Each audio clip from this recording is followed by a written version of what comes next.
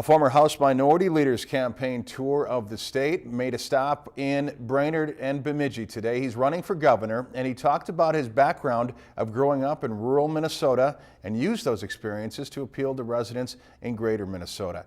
Hannah Tran attended Marty Seifert's stop in Brainerd to capture some of his vision for the state. Thank you.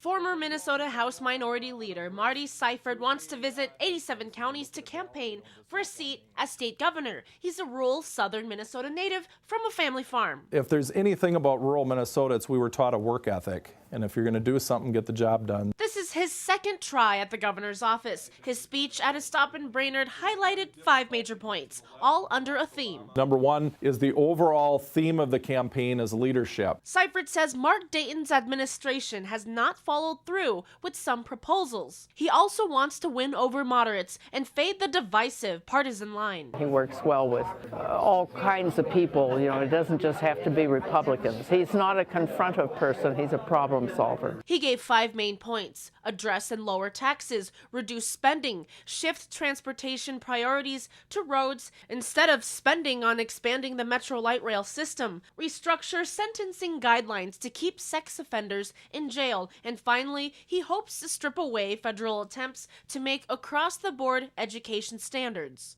We don't believe the federal government belongs in dictating our education and academic standards. As a rural southern Minnesota native, he says greater Minnesota is ignored. He wants to stop by and reach out to towns that have yet to get a visit from a candidate. Hannah Tran, Lakeland News. Seifert plans to visit 87 counties in the state before next year's elections in November.